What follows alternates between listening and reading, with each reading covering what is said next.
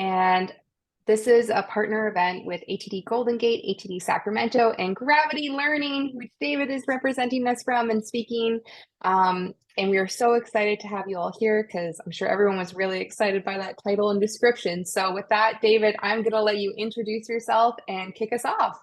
Yeah, thank you, Remy. So, I mean, if you think about the great classes or workshops that you've taken in your life, like the great ones, they'll probably number on maybe one hand, right? Except for the ones you've led, which of course have all been fantastic. And then when you say, well, what do I remember out of those? The number starts going down. And when you think, well, what did I actually use? Then the number goes down again, right? And so today, what we're here for is to unpack the science and psychology and then skills around why that happens and why classroom learning sometimes is shockingly ineffective and what we can do to intentionally put together a structure that, frankly, is not even that hard, that plugs into the psychology of how human beings learn. And mathematically, when we do this little thing and this little thing and this little thing, the boost in learning transfer, which is what we're measuring here. So we're not like testing memory or can someone pass a quiz. It's whether or not they use the skills that you've taught them in the workshop or the classroom. The learning transfer boost on average with what we're going to get at today is 180%, 180, right? And what's interesting is that's an average. So you are probably amazing at the things that we'll do and get quite a bit higher. In fact, some of the numbers, when I show them to you, I bet you'll think they're fairly low. If you're a note taker, please feel free to grab something to write with. Even if you're not, interestingly enough, there's a 14% boost in comprehension when we write things down and a 3 to 4 times length in recall as well, right? So if you've been a note taker your whole life, then now you can feel validated about it. My name is David Lieberman. I am the founder of Gravity Learning. Gravity is a research-based professional skills organization. So what that means is we are not that into giving advice. We don't talk too much about trends, of which there are many. We don't come and say, hey, let's all hug a coworker and you just have to be a certain way. Instead, what we do is dig deep into the jury journal, professional peer-reviewed journal articles, studies really, to figure out what's real in the world of organizational psychology and just human beings. And we think that that's much more interesting as far as understanding. And understanding is great. If you can't really do anything with it, that's not so great. And so our drive is to then turn that into real world skills that you can utilize right away. Today, as we bring some of the magic that we have uncovered and that we use to build and deliver all of our workshops, we'll do it in the same way that we deliver all of our workshops. Mostly what we deal with are things like communication and people skills and management skills. And we have a whole division for things like automation and tech and all that kind of business. So what we'll do today is have an interactive, hands-on workshop. And at the end, we'll kind of open it up to just open questions and we'll have ourselves a little planning session so that you can get some real work done here. Are you all comfortable with a workshop instead of a speech with a million different bullet points on it? Yeah, I kind of thought you might be, right?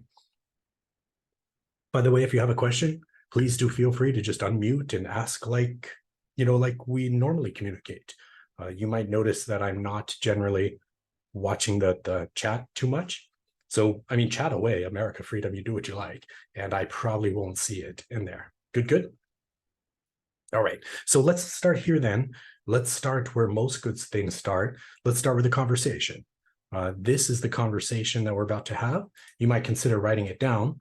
When I pop you into the conversation groups, the very first thing that people say every single time is, what are we talking about again?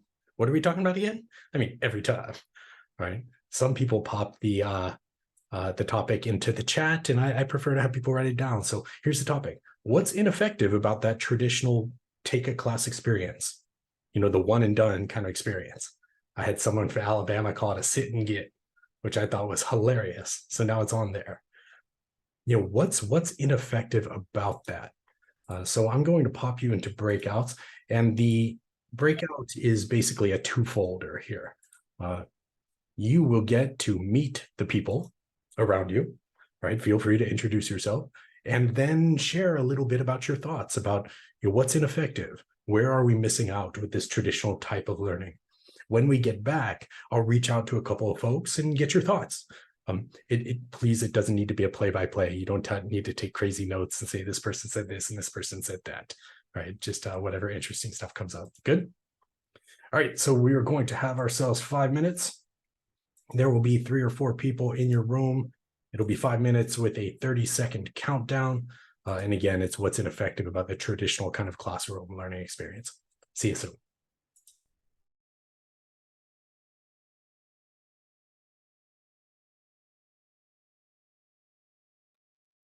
Hi, How are you? good. I think because I'm recording this, it's recording our mini breakout room. So I can Oh. pause it or let it go. How do we feel? I don't believe the breakout rooms are recorded. Oh, okay. I'm sorry. Even if they were, I don't mind being recorded. But let's check it with Maria. I don't care either way. Okay. I'll just If keep you it, want to keep take whatever's happening on my screen happening on my screen then. Okay. Well, let's meet each other and talk about it. Maria, I don't know you at all, and I would love to hear something about yourself. Well, thank you so much. So, I live in beautiful and foggy Pacifica, California, which is about 30 minutes south of San Francisco. And for the last 4 years, I've been working as a learning experience designer for a company called Taskus, and the client is Waymo, so that's the autonomous vehicle company. And I'm very excited about today's workshop. It's been a very long time since I've done a little bit of professional development, and I'm very excited about it because I'm finding that after 4 years, a lot of it starts to feel repetitive. So it's sort of exciting to learn something new. Well, nice to meet you, Maria. Nice Yeah. to meet you, Chris. Chris and I already know each other a little bit, but so I'm with ATD. I volunteer with them, and I think I try. Yeah, I think it's always good to do PD and learn. And I was really excited about this event because just even like the topic he was asking us to talk about, I struggle with not making something boring, and I hate that traditional classroom. I don't think I'm someone who thrives in it, and I don't know that other people do as well. So it's just hard attention wise for me, and yeah. And I'm Chris Schaefer. I live right in the middle of San Francisco, where it is really cold, but not even as cold as it is in Pacifica. I am now working on my sixth recertification as a professional in talent development, which requires me to get many hours every year, every 3 years for my recertification cycle. So I'm a very avid ATD Golden Gate experiential learner. That's number one. And Maria, the other thing you should know about me is that I teach instructional design. In which, Where do you teach? I teach it for the Golden Gate chapter. So I teach every April and October a class in instructional design in which transfer to the job application is actually designed into the workshop, because the workshop is done on Monday, Wednesday, Friday, and on those off days, then my participants work on the application of what we've just taught. I have office hours, one-on-one, Tuesdays, Thursdays, and then the following month. So I actually work with participants after the workshop so that they can complete an instructional design of their own. Very cool. Yeah, thank you. And just thinking about this question, what's ineffective? I sort of mentioned attention issues. Chris, you mentioned sort of lack of applications sometimes. Anything else that we want to add in as our top things of why it's not working? I I guess one thing I've noticed in corporate training is there's a kind of a top-down agenda from the client, and there's also this sense is we don't want to take people away from their actual job for too long. And the result of that is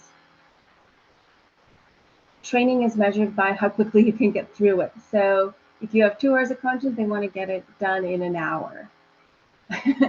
And it ends up being a content dump, and there's not a lot of practice. Mhm. Well, that's what I've seen a lot in instructor-led training. That's good. I agree. They say, how quick can we do this? Practice makes perfect.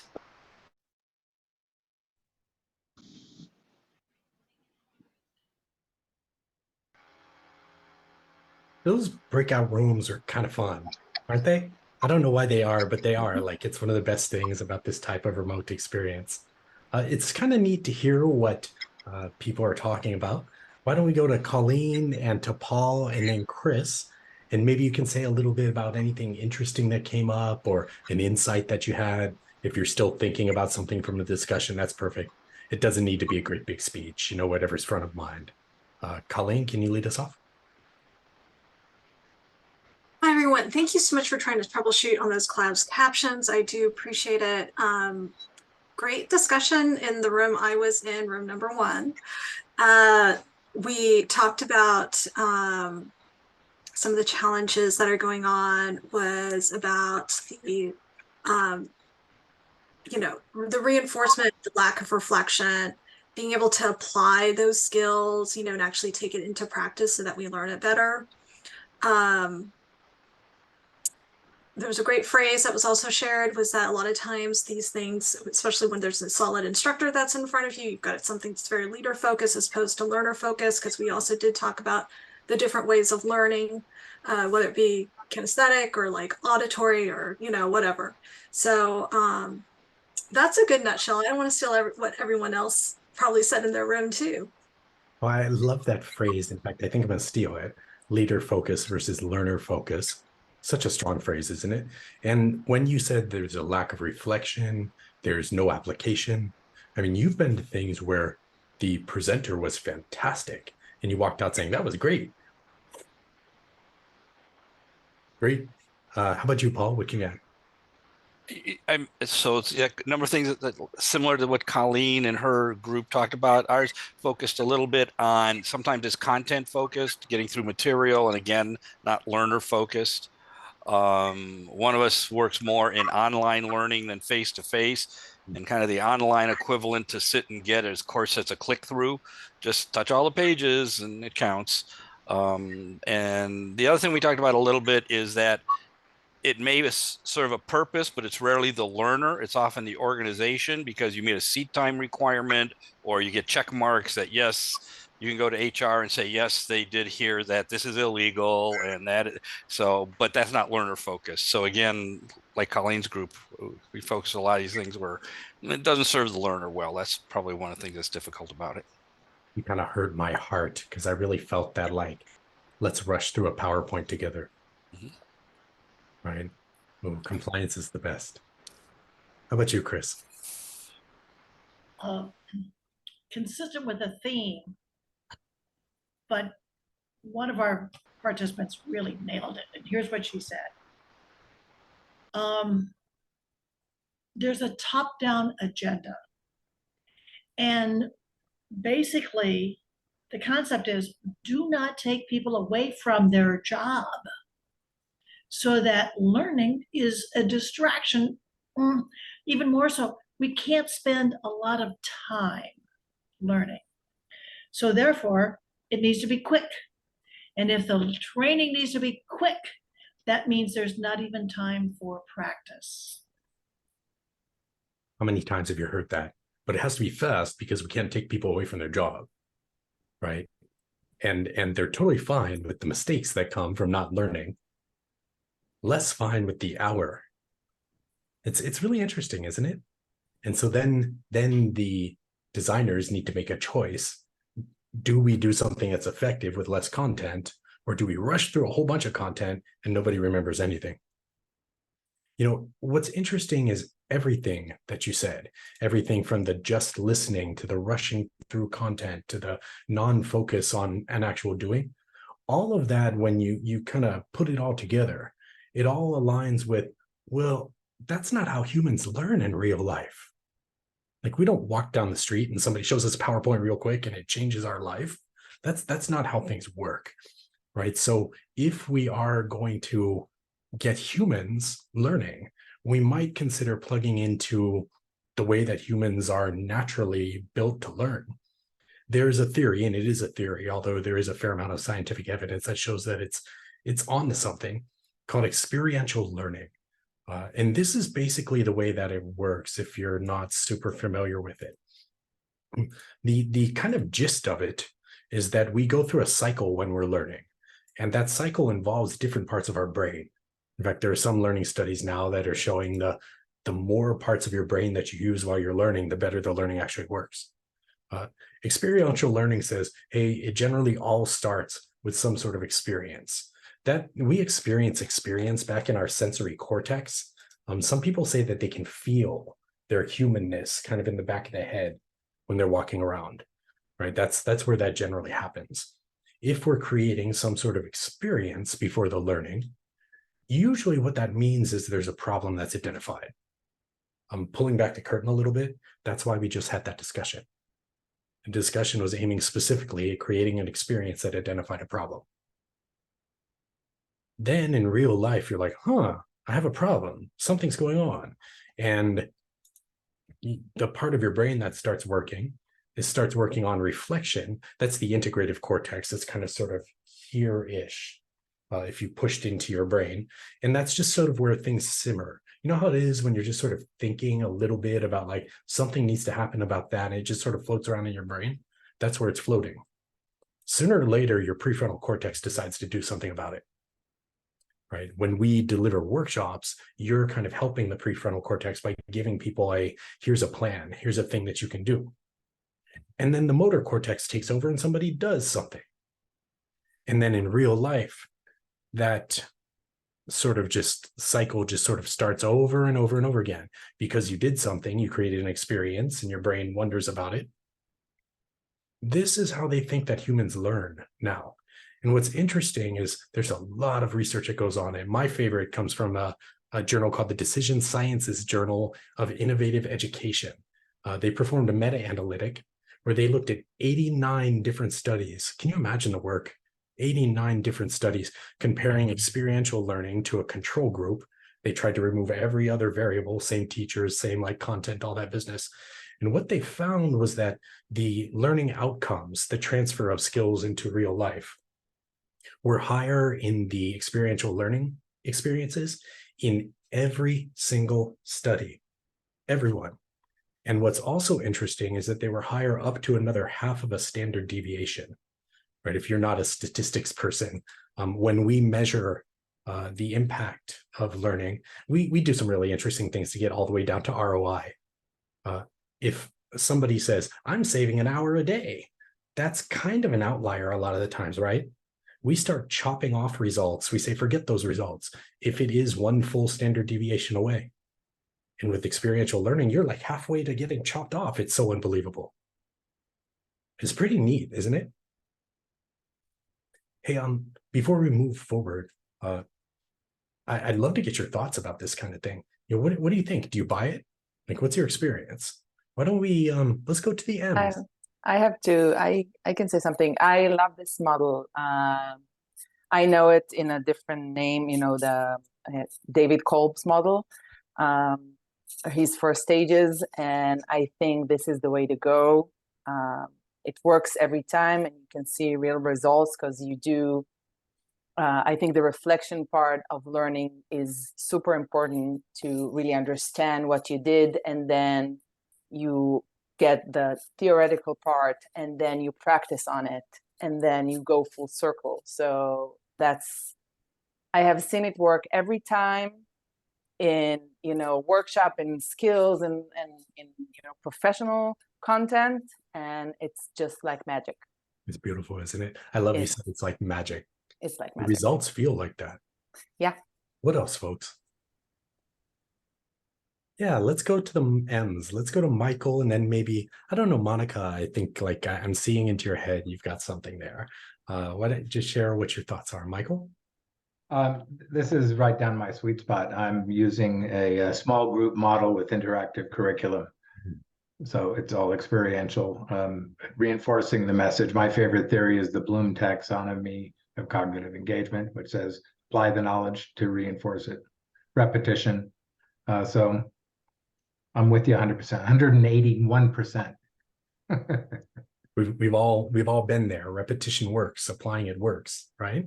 Yeah, I add in personalized too, because I'm a glutton for punishment. there are many of us.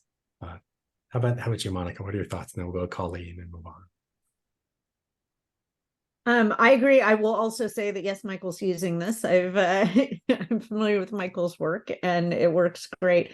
I've been doing this in some cohort-based programs with the one and dones. I'm curious about some techniques or the sit and get. I really like that terminology. I'm curious about some of the techniques to do it within the contained learning, because I've done it with, like I said, cohort-based models where it's like 2 days a month over several months. You really get that opportunity to do something and reflect on how it worked. So it's kind of this extension. It really is quite a bit easier when it's over an extended period of time, isn't it? Yeah. And that's how humans engage as well. We might notice that today we're creating experience. Right now we're in the reflection. Like that's what this talking part does. It's reflecting. And some of you are analyzing and thinking. In a minute, we'll drop here's what the research says really works, and you can start putting models to use. We'll actually do something with it. We'll have experience, and then we'll flip ourselves around. Right. So you can work it into one. And we'll also talk about here's what we might do if we want to extend that experience into what we call multi-touch learning. Yeah, beautiful. And then I think it was Colleen, is that right? I was just going to say the exact same thing as Monica. I also focus in on cohort experiences so that you can create this experience and actually see that difference. And I have been approached by other organizations out there to focus down things into like exactly what was said earlier, which is we can't take our people out from work for very long. We need to move things to more bite-sized learning. And the challenges that I have with sensitive topics, like if it's DEIB training or something like that, is trying to build that rapport, that sense of safety and everything like that very quickly. So I too am kind of curious to know with the sit and get kind of concept, how to do that, something like that within, which I know is possible. It's possible within an hour. And people will walk away and give me, 5 out of 5 maybe, but long term, the metrics that matter, I'm not too sure if it's going to come into play. Yeah. So these are really important questions. And can I say, no, I was one of the things I was going to say is directly in response to Colleen. I really like that you have the brain and the different sections of the brain that get, because one of the things that we do is that we talk about people's brains not being ready for training. So we actually do a lot of work on warm-ups, real warm-ups that actually get people focused on what they're going to learn. And I would love to see the same thing. I'd love to see when the brain starts to get what it's actually going to be doing, where that happens. So I thought you raised one is that I love the brains, and I'd like to see what that looks like. Fantastic. Right. So we'll delve a little bit into that. The question of timing, there's a point later today where our intention is to talk about that and what you might consider doing. And this is super scary. We've had people say to us, hey, can you condense 2 hours down into an hour? And I mean, this is our living. David's got a mortgage. And we say, no. Right. We are, I think, the only group that I've ever heard of that has a money back guarantee. Like here's your money back. We do behavior and impact and true ROI studies. It's really, really hard to say, no, we need to do it right. And you're right, these things take a lot of time. So, I mean, it's easy to say, hey, let's create an experiential learning process cycle. It's less easy to say how. So why don't I show you how we've done it, you know, what ours is boiled down to, and then what the research says so you can build your own. This is a basic model of our, what we call a multi-touch learning experience. Because even if you have a single sit and get, right, that still doesn't mean that that experience needs to be just that class or just that workshop. You can start influencing pretty early. This is how we do it. Before the learning, we do some things to create motivation and intention. We align to goals. We talk about believing that you can learn. You know, learning is not easy for some people. During the actual workshops, we focus very, very strongly on tools. It's incredibly important to model for folks so they get to see the thing work. You know what I mean? We practice live. We'll do it today. We set goals. We have special after learning activities, and then we measure the heck out of the thing. This is how it's boiled down to us. Hey, by the way, I don't know if I told you all. If I did, then forgive me, but you'll get this slide deck. You'll also get a cheat sheet, you know, interesting articles, all that kind of stuff. We're going to give you guys a whole bunch of different stuff. So if you feel like it's becoming a lot, then you don't have to memorize. All right, so let's talk about how we got there. This is a pivotal study that we found. It's a meta-analytic, actually, where they're studying studies published in the Industrial and Commercial Training Journal. And what they were interested in was, hey, what is the difference between that one and done kind of learning and what we call multi-touch learning? And does it really make a difference? And if so, where's the impact? And so what they did was they unpacked they found 32 different studies that compared the difference between this one and done learning and multi-touch learning. Even just finding those studies is so much work. They broke it down and were able to analyze the effect of the different design elements of the workshops.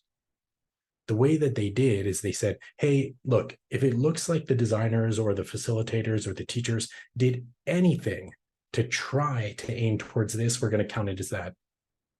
And then they isolated variables and said, you know, here we go. What's interesting is when you add up this and you add up this and you add up this and you add up that, when you put it all together, where the learning providers just do something in these different categories, that adds up to 180% better learning results. It's 180. By the way, again, that's an average. It's not like an up to kind of number, right? So you might end up doing quite a bit better than that. I'm sure we're doing better than that in some of our things. You know, I know we are because of our measurements, actually. It's pretty neat, yeah? So for example, I don't want to spoil it, but the most impactful thing that you can do as a designer or a facilitator has nothing to do with what a great teacher you are. It's really hard on my ego. If two people who were in the workshop together get together and talk about the workshop content, that's a full 33% boost as to whether or not those people ever use those tools ever again. A third. Right? I don't know about you, I'll take a third in my investment accounts tomorrow. Right? And so, you know, for us, every workshop that we do involves putting people together with someone else in the workshop and giving them little things to talk about. Here, let me reveal the numbers. It's pretty neat, isn't it? Let's look at pre-learning. Right. So these are the things that you can do as a designer or as a facilitator before the people come and sit down in the workshop or connect. And these together add up to a 70% boost.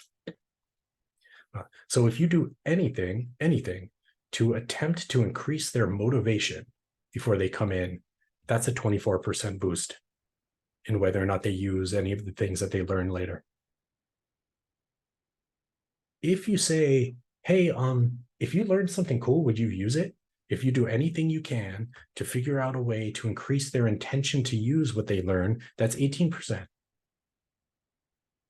If you can get them to stop and think about their career goals, how the content aligns to their career goals, or probably life goals if you're some kind of life coach, 17%. And for a lot of people, learning is hard. We have experienced a whole bunch of really confusing learning experiences. You get an 11% boost just if you do anything to show them like, hey, this isn't going to be an awful experience. It's neat, isn't it? For you, I'm going to open up the chat here. Let me go, hi. So the chat lights up. For you, what's the most interesting one? Is it motivation or intention to use or career goals or boosting the belief? Like what stands out to you as interesting? Can you type that one into the chat? Would you mind clarifying? Could you give an example of like increasing motivation prior to a training? What could that look like? Yeah, great question. I'm doing a little bit of like hiding because I don't want to like right away say everything like, here's what we do, right? Okay. So for example, one of the things that we do, I'll just give you one of the things we do, is we send out a little video. You've seen them actually, that basically sell the training. That say, hey, you know how this and that happens? And people are like, yeah. Well, that's why that we're going to blah, blah, blah, blah, blah, blah, and you'll get this and it'll be amazing. And here's what you'll learn and you're going to love it. We'll see you there. And the whole idea behind that is to increase like, oh, this is going to be cool. There's motivation here. There's really something in it for me, right? Let's say your leader swings by and says, hey, I see you're taking that thing. Like, how does that align to your career goals? You can see where that like 17% boost might come out of that. And that might tie into motivation as well. Is that helpful, Kalinga? Yes, it is. Thank you. Thank you for holding me to the like give examples. All right. So what do we got here? Remy, you said that the interesting one was aligning content to the career goals. Can you unmute and say a little bit about why that one stands out for you? Yeah, I just think because I don't do that enough. And I was like, oh, that's an easy win because I like to know when I'm in things, how is this useful for later? So I think having people understand what they're going to get out of it, even beyond just for their role in that moment, I think is pretty powerful for long-term, retention. Yeah. We have a workshop called Excel for people who are already good at Excel, right? It's an Excel class. And we start that Excel class with a breakout discussion about how does getting good at Excel align to your career goals? And people go, whoa. So let me show you a little bit about what we do here. And then we'll think about what maybe you could do. So we have a monthly innovation session at Gravity Learning where we basically try and think of all kinds of cool and interesting things to do. That's actually where this came out of. Here's how we do it. For increasing motivation, we communicate directly with leaders, both senior leaders and leaders of people who will be showing up, to tell people what they can expect and ask them to, hey, can you get involved? Can you make an announcement? Can you tell people that you're into it? Can you tell them to like stay off of their phone? Can you tell them, all these different things? We already talked a little bit about those sell the learning videos. We strongly recommend that the facilitator meets with everyone in the session. It's like 10 minutes. It doesn't have to be a great big thing, right? Really what it is a selling so that the facilitator gets a chance to say, here's what's going to happen. It's going to be amazing.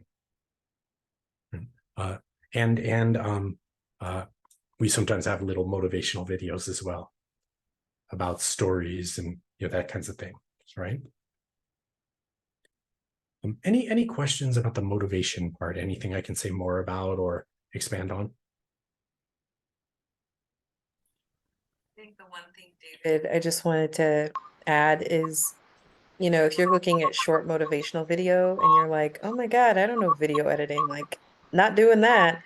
I think that Zoom and like there are a couple of other free, easy to use tools out there that you can easily record yourself. And so I don't know, David, if one of the tools you're going to be giving us is like a sample of what that looks like, but it's so minimalist, if you will. It doesn't have to take a lot. Yeah, it really doesn't.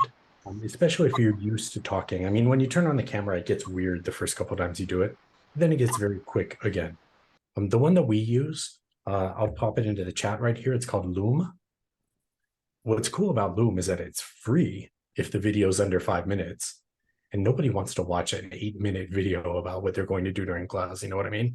We keep them to 1 minute. You record it, it immediately uploads, it gives you a link and even like a little like animation you can click on. Loom is real cool. All right, thank you, Kalinga. All right, we've got Maria, and I thought there was another hand up, but let's go to Maria first. One thing I found really cool about those numbers, like 24%, 18%, is building motivation, talking about career goals. That's not expensive. You can do that in a little simple video. You can do that even like in a simple email blast. And when I think about other interventions we do, like simulations or scenario-based or game-based, that are very, very expensive, that are very time-consuming, like this is kind of a huge effect for not a lot of money. It's like it's really cost-effective. It really is. That's beautifully said. The ROI is so high if you can get a leader to swing by and talk to you about it for 5 minutes, right? You just reminded me of my in an earlier life, I ran e-learning departments for a good amount of time. And I spent a lot of time trying to talk people out of gamification. It's so expensive. Chris.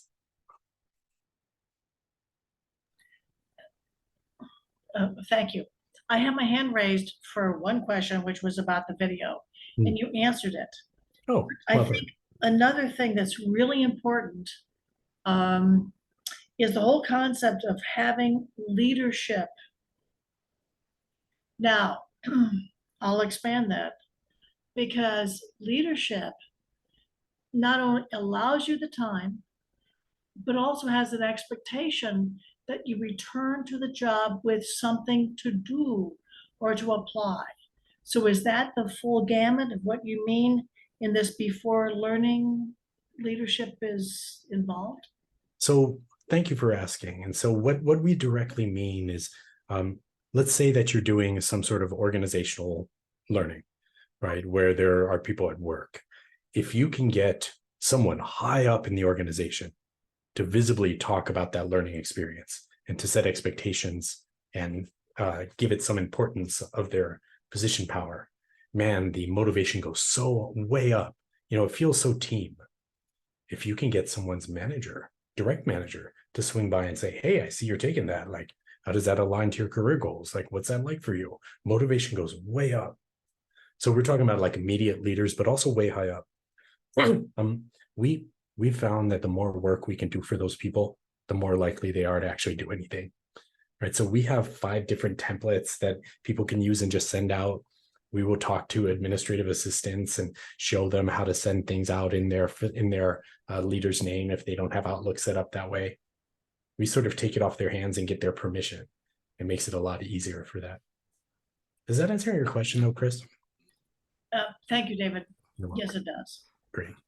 All right, let's pop back into some of these other. Oh wait, Paul had something, right? And then we'll pop back into the other ones. Yeah, it's kind of an observation. I'm so glad I'm hearing from people who have are working in non-toxic environments. But I want to make a pitch for not the leaders, but the valued people in the organization who are the coaches, the teammates, and that. Because I've worked in many places where the last person you want to have, say, is advocating for a program is some of the people by title you just mentioned. And it's the idea of matching and kind of finding out who are the people, particularly when it comes to frontline folks who are working for supervisors who they value and trust. That's the person to really say, hey, you know, I think their role. So I just want to make a pitch for the non-leader advocates. That's a really beautiful point, right? The people who are the influencers become such a weird word, but that's what we're talking about. The people who have the respect of their coworkers, right? Fantastic. All right, let's hit some more of these numbers so we can get them all. We were talking about increasing intention to use. If you, as the designer, do anything, you get an 18% boost. Again, we consider getting leadership involved in Vocal. as something is important. During those little one-on-one meetings, we directly ask, hey, if you learned some of these things and they looked useful, would you use it? We just ask them. We send out little quick learn videos. So what those are tools, usually about a minute's worth of tool that isn't going to be in the workshop. And the idea is to show them something that is useful. So they go, oh, there are going to be useful things that I actually might use here. You know what I mean? Again, we just push play, record on Loom and go with that.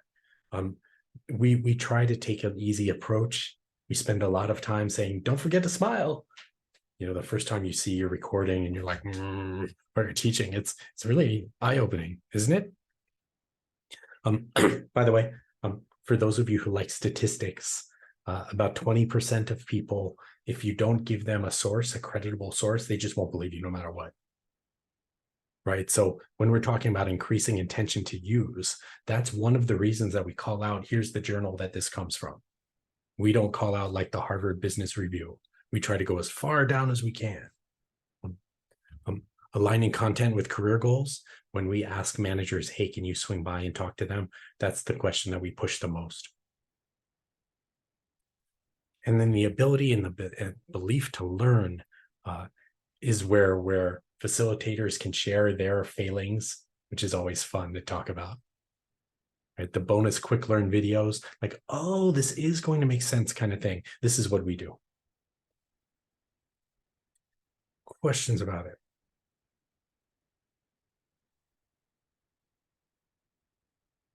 Okay, let's do this. Brainstorming studies, you know, we think about brainstorming as a group activity, don't we? And studies about brainstorming show pretty conclusively that if we brainstorm on our own before we go to a group, that we come up with more ideas, and those ideas are generally viewed as better quality as well. So I'm going to set 90 seconds. It doesn't need to be a great big long time. You'll have something to write with, yes? Pick any one of these and come up with some things you might do to try and increase motivation or intention to use or align to content to career goals, anything you might do in your learning programs to plug into one or two of these. Let's see what we can't come up with. Ready? Go. What might you do? Is there anything that could be easy?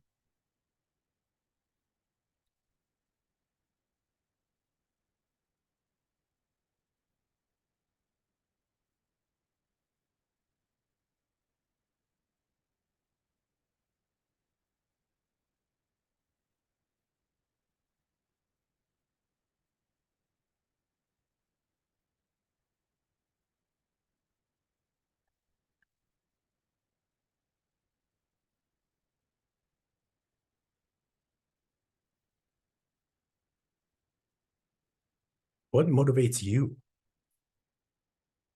Could you pass that on?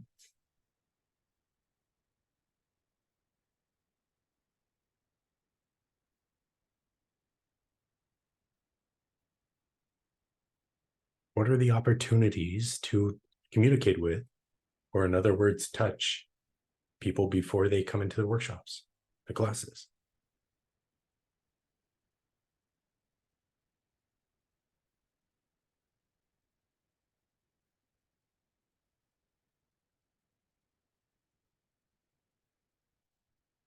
And we're going to let that wind down.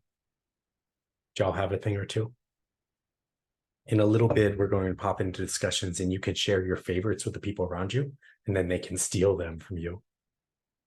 So here we are with 70% boost, yes? You know, what's interesting, I thought that the facilitator, the way you teach, would be the biggest boost out of everything. And it turns out that it's the lowest boost out of everything, at least as far as the study goes, right? I'm sure that fantastic facilitation makes a huge difference. I'm a major proponent.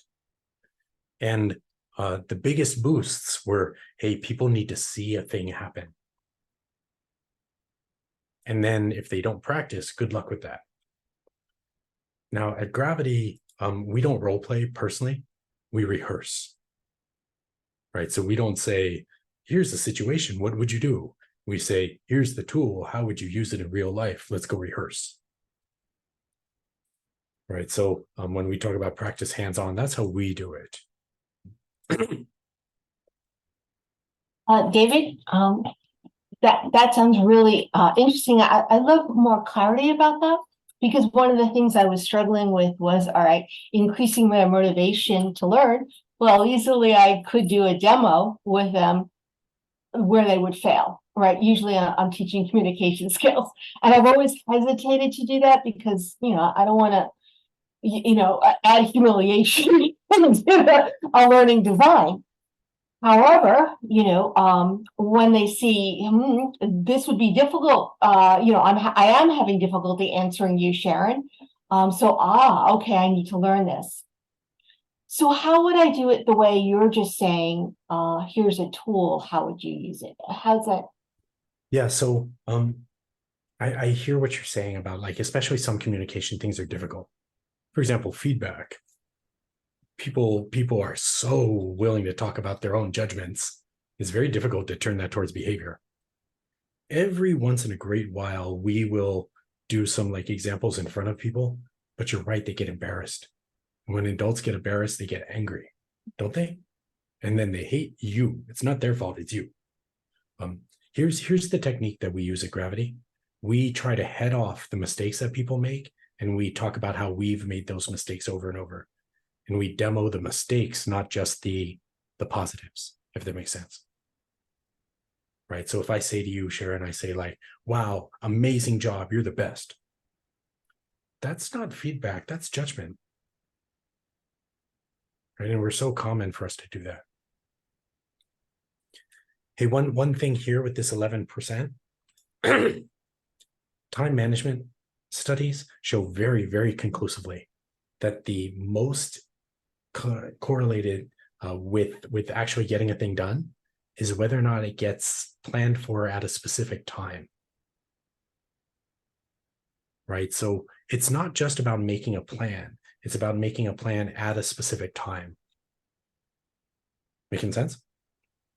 There's a 97% boost, 97% boost as to whether or not a thing gets done if it gets in a calendar at a specific time versus if it just gets on a list somewhere. I bet most of us are all list makers, aren't we? So what we do is during the workshops, we stop and say, well, okay, when? And people go, oh, and then we have to explain why we're trying to push for that. All right. Fantastic. So, hey, let's take a look at a skill here. If we're talking about experiential learning, and we are, right? Experience means we all interact. And man, especially in these days of remote work like we're doing right now, do you know people are 40% less likely to speak up on remote learning? And they're much less likely than that if the cameras are off. The incidence of multitasking goes up to almost 100% when the cameras are off. I mean, you do it. At Gravity, we're cameras on delivery. We have to do a lot of pushing for people to get it. And so for us, I guess here's the thing that I'd love to ask you guys. You've experienced that it's easier to figure things out when we're talking, isn't it? Sometimes we're wrestling for things for a long, long time. Then we talk to somebody and it's like, oh, and out it comes. Any ideas why? Why is it so much easier to figure things out when we're talking?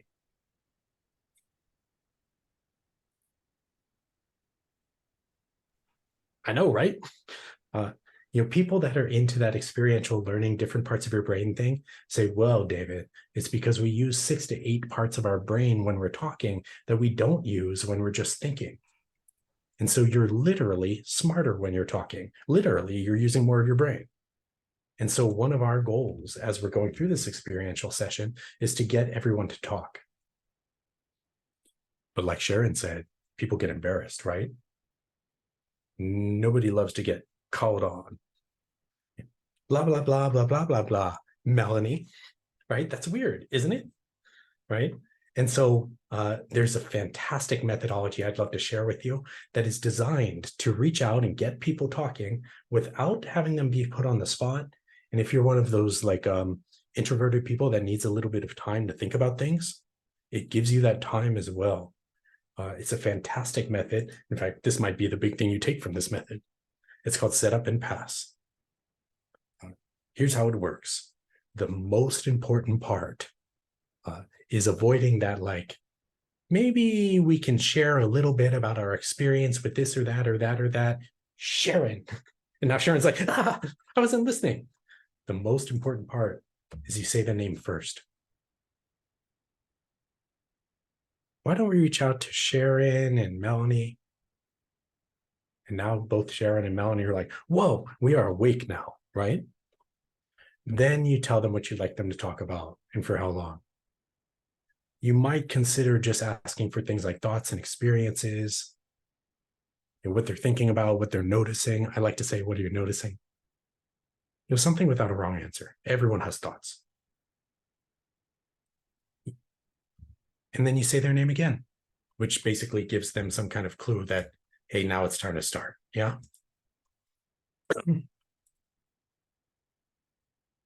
Here's how it works. Let me model it for you. Why don't we go to Sharon, and then let's go to Melanie. And maybe you can say a little bit about what you think about this setup and pass thing. Like, what do you like? What are you noticing? It doesn't have to be a big speech. 20 or 30 seconds is fine. Sharon, can you kick us off?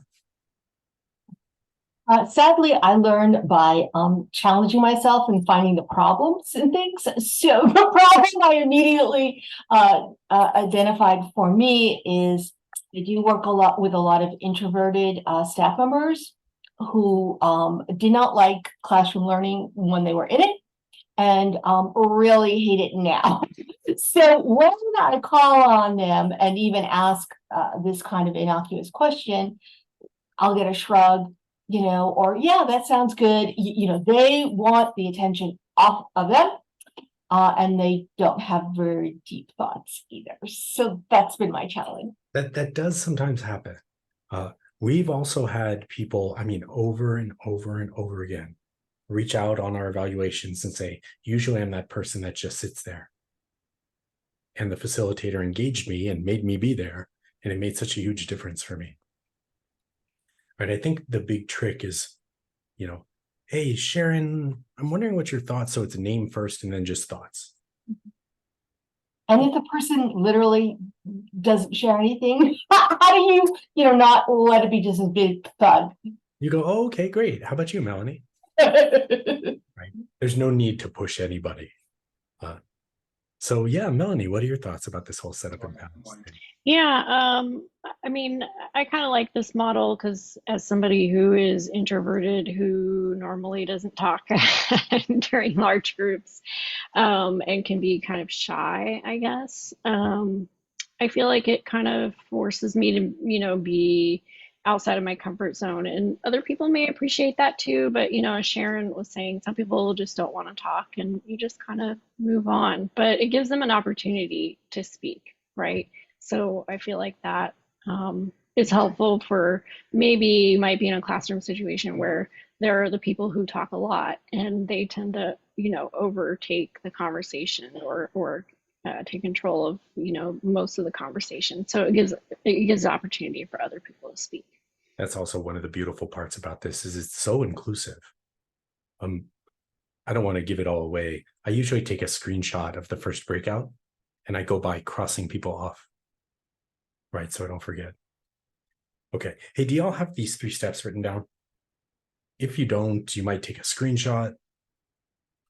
It's say their name, tell them what you'd like them to talk about, and for how long, right? Which also makes it a little bit easier, doesn't it? If you're an introvert. And then you say their name again to kick it off. Now, again, it is important that you're just asking about, what your thoughts are, what you're noticing, that kind of thing. Everybody has thoughts. And frankly, that's what helps us learn anyway. You don't need to quiz people. Get them talking about what they think. All right, here's what we're going to do. I'm going to pop you into breakouts. The person with the darkest shirt on gets to go first. You get to pick anyone, right? So for example, if I were in the room, I've got a very dark shirt. I might pick Paul. And I'll say, hey, Paul, what do you think about this whole setup and pass thing? It doesn't have to be a big speech. 20 seconds is fine. Paul? and Paul will tell us what he thinks about setup and pass. And then Paul will do the same thing. He'll look out and say, hey, Suzanne, and use the method. Right. So you bounce it around a couple of times. Good. All right. Hey, do you notice we're getting the experience and then the putting it to play? And all right, here we go. Breakouts. Happy breakout birthday here. Okay, it looks like we're going to have 3 or 4 people in the room. We're going to make it snappy. So I'm going to give it 4 minutes and a 30-second countdown. If you are super efficient and you finish early, you can build networks with the people around you. I mean, that's part of what this is about, isn't it? All right, folks, I'll see you in 4 minutes. Let's give it a try, see how you like it. If we're talking about building experience, sometimes we have to get people to experience.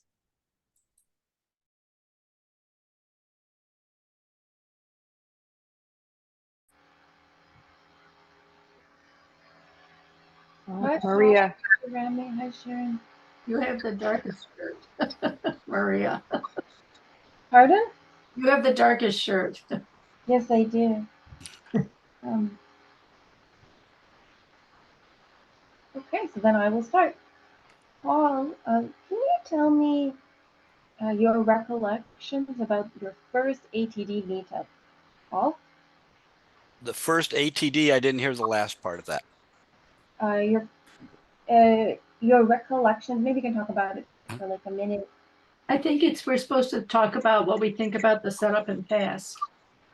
Oh, I thought we were just practicing the activity. Oh, okay. Yeah, I just didn't hear, Maria, what the ATD, what? My recollection of my first ATD, what? Event. Oh, okay. So my first ATD event I can recollect was when I was at a chapter event in Madison, Wisconsin, and how uncomfortable I felt going in and how welcoming they made it by having people greet you at the door if you were new. They had name tags, and if you didn't have a color on your name tag, you were already a member. And if you didn't have a color, everyone was told, grab that person and say hi and find out what's going on. So that's my first recollection of an event. Okay. Sharon, I'm wondering if you could tell us in about 30 or 40 seconds when you've experienced this method, the say and then describe and say their name method in your situation. Sharon, could you do that? Yeah, I can very much. We never would use it. I think it does put introverts on the spot. We actually use, when we're asking people to talk out, we put them in small groups of 2 and have them say back and be able to talk to one other person. And then we ask them to say something out in a group. So I thought that the comments that people brought up about it were actually quite real. It's the stunning of the introverts. And if you ask an extrovert, then they'll talk on forever and they may not even be on the point. And then it's hard to shut them down. So we basically never just throw a question out to the group because the people who will answer will be the extroverts. We actually always put people in small groups. So Remy, what did you think about the setup and pass? And you may like it, so I don't want to. I found it really interesting because for one of the classes that I teach, I struggle with getting people to talk. And I think I'm very like, talk if you want to talk, free flow. And usually they don't talk. So I would try using this. And I think it's a gentle call out. But I also know for that group that they are paying attention. It's not that I'm totally shocking them. It's more, I think that they feel like they're not smart because they don't know the answer to something. Right. And I think if I set it up that there's no failure, then we can move forward. Just sort of pass it on quick. Maria, are you able to tell me really quickly about your thoughts of this whole process? What do you think, Maria? I like this activity. I think it would work well in this very small group, like 5 or 6. Sharon, to your point, I definitely agree that like in a larger room, it could put people on the spot and you don't know what's going on with people. So I think if you set it up as, hey, you can always just say pass and I will, you know, tag someone else. And I think that makes people feel both invited, but also give them the opportunity to skip out. Sorry, the timer makes me nervous. You did great.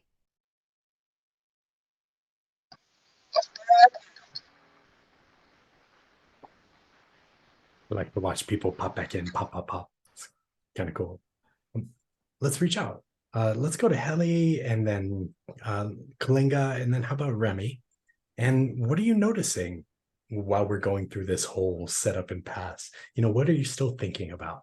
Doesn't have to be a big old speech. 20 or 30 seconds is fine. Do you see me doing it? Heli? Yeah. We had a very interesting discussion in the break room. So basically, I like this method. I have a bit of a trouble calling people out. I usually like asking like a general question and let people feel comfortable first before I try to call people. And if they don't cooperate, then I'll try it. But it also might be a cultural thing because I only been here in the US for a year and a half, so maybe it works differently here. So you can tell me. No, you're about right. It's super uncomfortable, especially for people who are mindful about calling people out. It's super uncomfortable to do, especially at first, right? We've all experienced people being embarrassed with people getting called on, which is why this special technique is here. And that the design is to get their brain working so they don't feel surprised, or at least the surprise is lessened, to give them time to think, right? The downside is that they don't say anything in the workshop and the experiential learning has gone away. Yeah, I have to say, I totally agree that when you want to call someone out and you want them to talk, that's the way to go. I love it. And I think it gets you prepared, you know, to do it. I just think we need to use this method after we, you know, try to let whoever wants to talk. And if we feel like we need more people to talk, then use it. Yeah, I agree with you. And you might notice that I've been kind of doing a mix of that as well here, right? Kalinga, how about you? What are your thoughts? Very similar to Heli. It seems like it creates a more organic way to alleviate any awkwardness that might come from getting that participation. At the same time, I didn't even think about if the facilitator is an introvert and the idea of cold calling people's names is anxiety inducing. I think this framework also hopefully would ease that for the trainer as well. Wow, that is so meta. You've like blown my mind. I mean, I think as teachers, educators, we're all that kind of person. We're people, most of us, right? Nicely said. How about you, Remy? What are your thoughts? Yeah, our group had some mixed feelings about it, but personally, I think this is an interesting technique because I've been left with a silent group and then me just talking. And I think if I had asked them more directly instead of more free flow and like calling them into the conversation, setting up that like safe space to answer, I think I would have more success. So I will be trying this. Yeah, you might give it a try, right? My experience is that every facilitator is uncomfortable with this technique when they learn it, including me. I was like, that's really weird. The idea about calling their name first is the most important by a long, long way. And if you try it a couple of times and watch how it works, you might become a convert, right? You know, either way, building experience in some sort of way. If you come up with another way, please do let me know. All right, Paul, and then we'll jump into the post-workshop stuff. Okay, so a quick comment.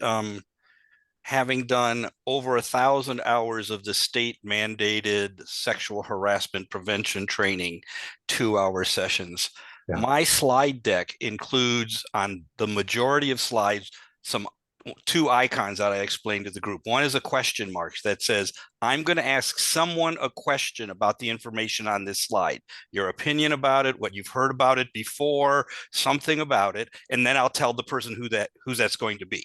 Mhm. And then we ask it. And then the other icon says, that icon means I'm going to ask the group for an opinion, a suggestion, or idea. And I always start with opinions and ideas and what have you heard before, or what was this like at your last position, or something like that. And it's more a cue for me to remember to do it, actually, but it ends up a way of, and then people got used to it.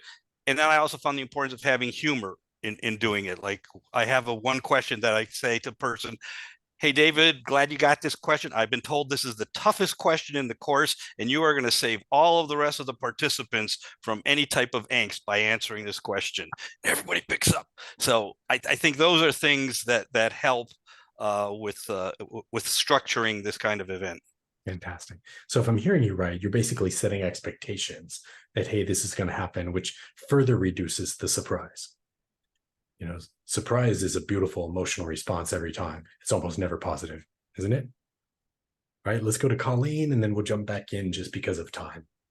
Yes, I really loved everything that Paul shared there. And I completely agree with something you said earlier, David, which is that our goal is to get everyone to talk, because that's why, you know, the processing and everything, and the acknowledgement and the engagement.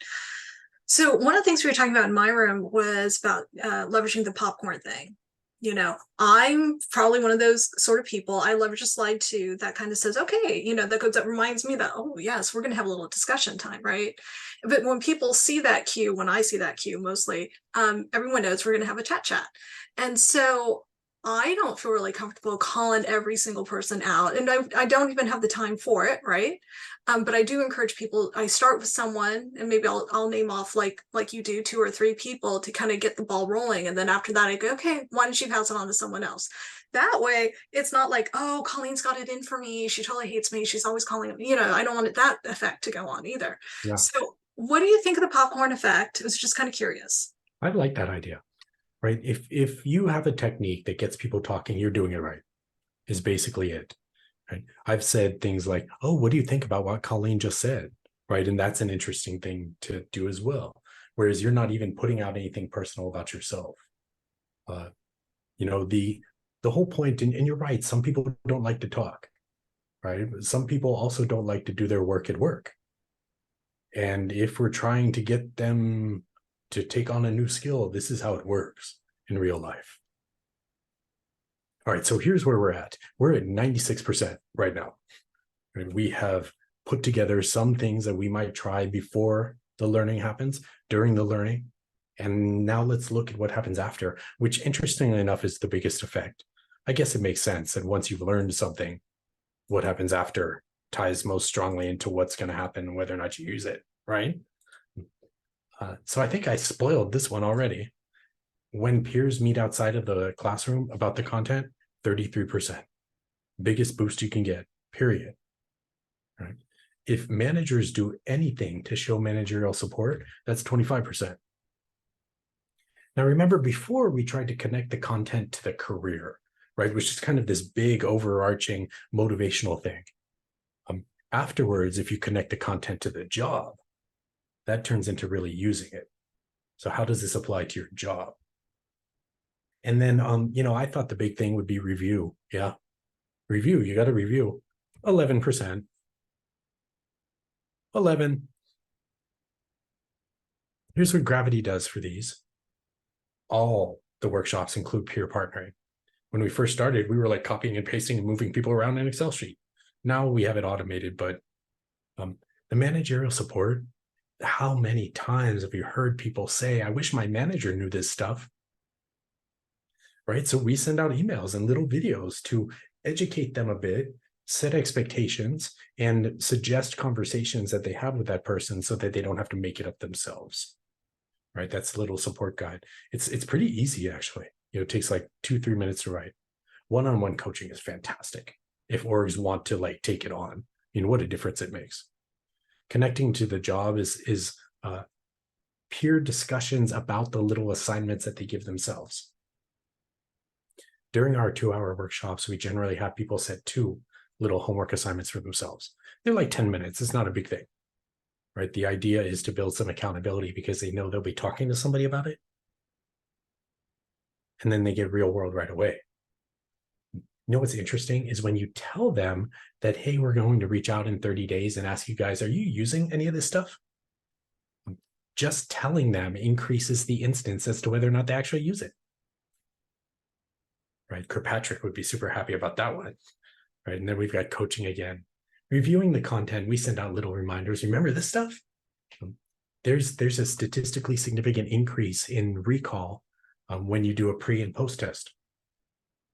Right? You might consider doing like the way we do it is we do a pre-test at the beginning of the workshop when we do those, and then we do a post test a couple of days after. So they're like, oh, so it's kind of like a ninja reminder just as much as it is like proving the learning, which also gets Kirkpatrick all excited. And then there are little check-in meetings that we often hand off to the leaders, managers. They often don't want to pay for Gravity to do it. This is what we're doing. Any questions or thoughts or things I can say more about or objections, or I think that's stupid? I've been noticing this trend, and Khan Academy is a little bit on it, where they're using chatbots instead of social interactions. And I think like they're trying to mimic social interaction using chatbots. So it's just very intriguing. It seems that learning really happens when we make learning social. And I'm kind of intrigued if chatbots will be as efficient, or if when empathy isn't engaged because we're like, this is a machine, if it's going to have the same results. That is the big question of the day, isn't it? And I don't know. If this is tangential. Yeah. I don't know how many of you are playing with ChatGPT, but things are changing like crazy. Right? Some of these post-workshop might turn into have a conversation with an AI about it. I mean, who knows? All right, let's do this. I'm going to set 90 seconds on my clock here, and you can either steal some of Gravity's or preferentially come up with a couple of things on your own. Pick 1 or 2 ways that you might make this real for you and your learners. How would you put learners together? How could that actually happen? Could it happen after ATD events? All right, so we'll give 90 seconds. Ready? Go.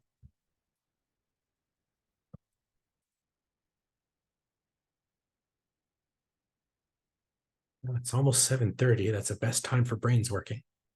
What you got?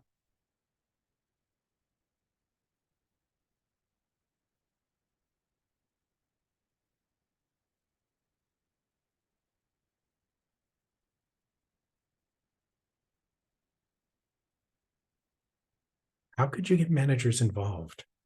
How could you get leaders interested and active? Could you? Some people are lucky. The managers are already interested.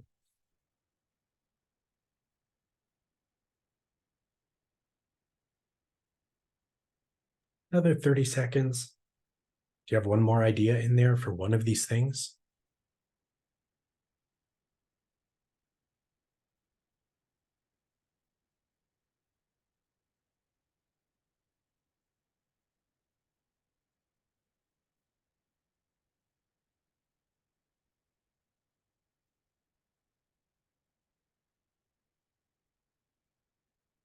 All right, let's press pause.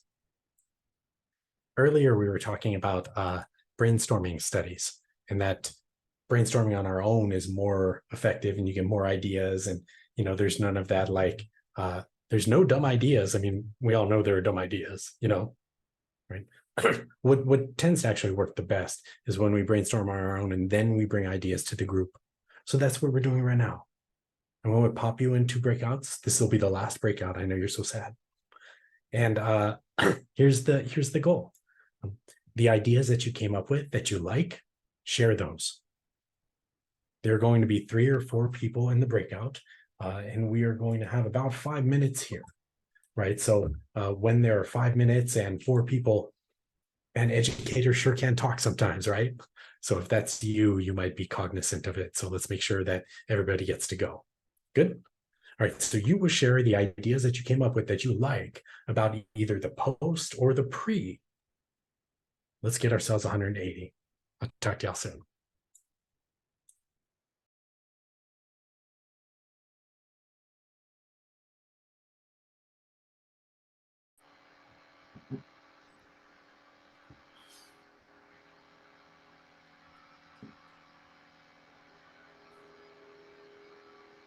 Remy, you want to start? Okay. I think the pre stuff has stood out to me because I think it's things I wasn't doing enough of, and that's what sort of shocked me, that much impact I'm just missing out on entirely. Anyone else? I really like to get the peers meet outside the classroom. I haven't thought about a practical way to make it work and make them meet, because usually they don't have enough time. But it's something to consider. So Helly, I same struggle, and I've had two people provide me with solutions. One is if they do have that, make an action plan, make something you're going to do, pick someone in the group to swap that with now so you can talk about it a week from now. So that was one way to do it, so they could kind of make a social contract to meet along with the content contract. The other one was, one person used to say, put down something you're going to do, and as the facilitator, I'll mail it back to you. And what they changed it to is, I'm going to mail yours to somebody else to send you to find out how it's going to go. So that kind of added it up and didn't make it come back to me the font of knowledge kind of thing. It was like, nope, Remy's going to contact you, Helly, and say, hey, Helly, Paul sent me the thing that says you're going to do this. How's it going? So there you go. Those are two that I had the fortune of having a mentor tell me about. Yeah, when you talked, I had another idea. I usually like creating WhatsApp groups if it's a group that meets more than once, and then we can have them send like a video, either a short video or like a photo of the two of them talking, and write like an insight of their conversation and have them all start sending it in the group. It can be a Slack channel or a group. Maria, what do you think? Oh, yeah, I love your idea, and I kind of implemented that several times, where strung out throughout the training, there were little activities of, hey, send out a message to your chat groups, and your manager is on that chat group, so they're practicing kind of bonding as a group. I don't know if it's I don't know if that was a safe environment as meeting for a coffee or a beer, but it was something. Yeah. That idea also struck me as really interesting. But I was also just intrigued about just putting in a little sales pitch at the start of the course, either just from explaining the benefits of the training, or having the manager do it. I think that's easy to implement. I have to say also, with WhatsApp or Slack groups, for groups that keep on meeting, a lot of the times after the training ended, I had them, once in a while, wrote like a message, hey, what's up? How's everybody doing? Any interesting insights lately? Any dilemmas you want to share with the group? So to get them to, brainstorm together and keep the community alive.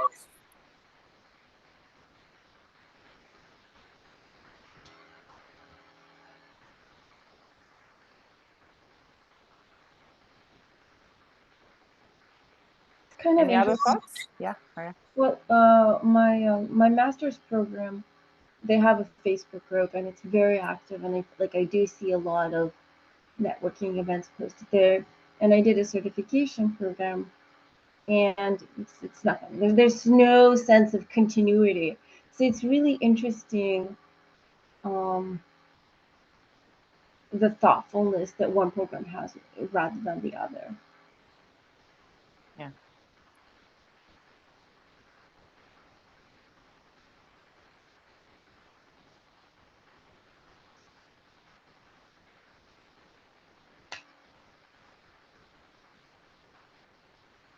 just feel like there's so much that I wasn't doing. Oh, I was doing some, but not like all these pieces. So I'm just like, oh, okay, I gotta be taking notes. I'm writing everything down.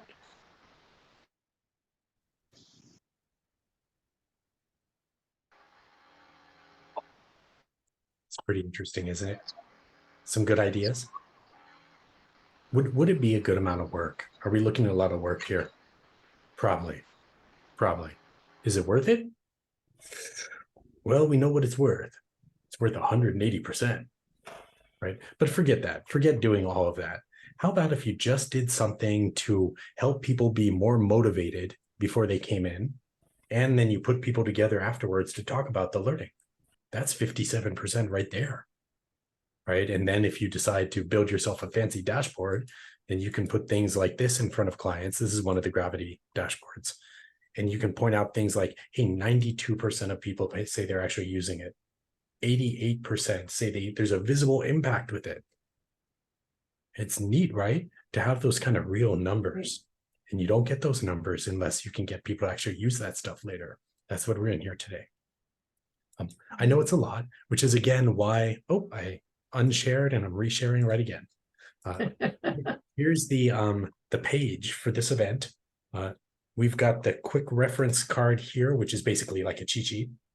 The slide deck that we used, there were some extra slides just in case you were all very, very quiet, which I didn't think was going to happen. And all kinds of like Gravity, whatnot, some cool articles about like the science of emotional intelligence and the real science about like visualizing something into existence.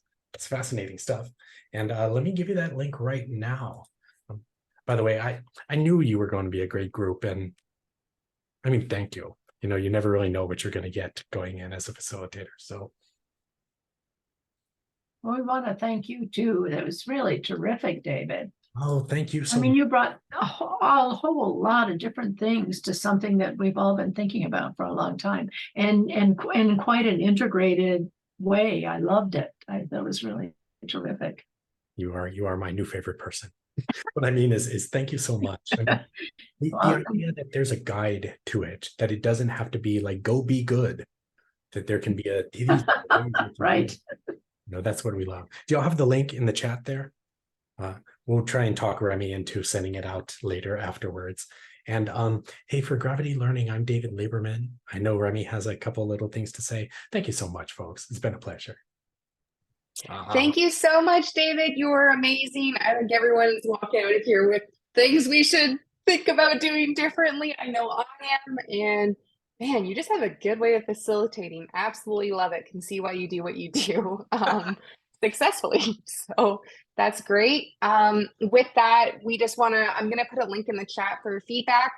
You'll also get that in an email to you.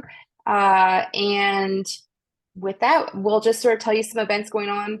Suzanne, maybe you can talk about Sacramento first, and then I'll, and you can share your screen, and then I'll talk about ATD Golden Gate. But thank you so much, everyone, for coming. Yeah, so it was really great. Thank you, Remy, for reaching out to ATD Sacramento. It was really great to meet some ATD Golden Gate members and to have some ATD Sacramento members join us. So what you see on the screen are some upcoming events that are coming up. So our next event, if you're interested in coming all the way to hot Sacramento, is August 7th. We're having an in-person event, putting the 6 Trumps to work in any learning environment. And no, it's not the Trump that you may be thinking about it. And it's literally the title. If you click on the link, the speaker talks about it. He's going to reference Sharon Bowman's book that talks about overcoming the 6 Trumps. And so he's going to talk about, his name is Tyler Wade. I'm going to open up the link right now. As you can see, yes, he literally says, no, not that Trump. But he talks a little bit about some of the concepts from the book, Using Brain Science to Make Training Stick. And so he's going to talk a little bit about the book was written for instructor led, but how could we do it in our current learning environments? So keep in mind if you want to come in person for that. And then we will also have another event about learning and development in a global world. And then we do have a virtual event in October. This is a lunchtime event with Total Rewards Sacramento. It talks about leading change management through behavioral science. So that would be, if you're interested in joining us in lunchtime event, that will be in October.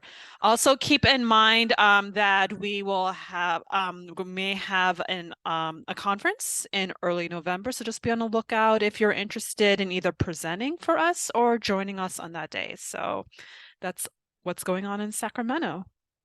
Thanks. Okay, so let Do me you tell you have about direct- Gold.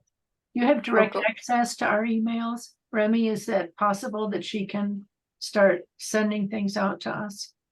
No, Sacramento doesn't have your email listed. But I can send Suzanne your email and she can add you to the list if you're okay with that. Oh, I'd love that. Oh, that would be Okay. great. Two of the Okay. events were things I'd really like to attend, so thanks. Oh, Perfect. perfect. Okay. Great. I will email you, Suzanne. Okay, so with that, I just want to quickly say, if you're not an ATD Golden Gate member, we always have for tonight, our $20 discount code, join today, good for 7 days. But quickly, just about our events, we have a TED discussion tomorrow, some PD things coming up in August around certifications, learning more about PD opportunities as a talent development professional. Our holistic learning design SIG is always amazing. Looking at AI and people development. And that's sort of the gist of what we have going on. And with that, I'll sort of give thanks for staying on a couple minutes late, but thank you so much for coming. Bye, everyone.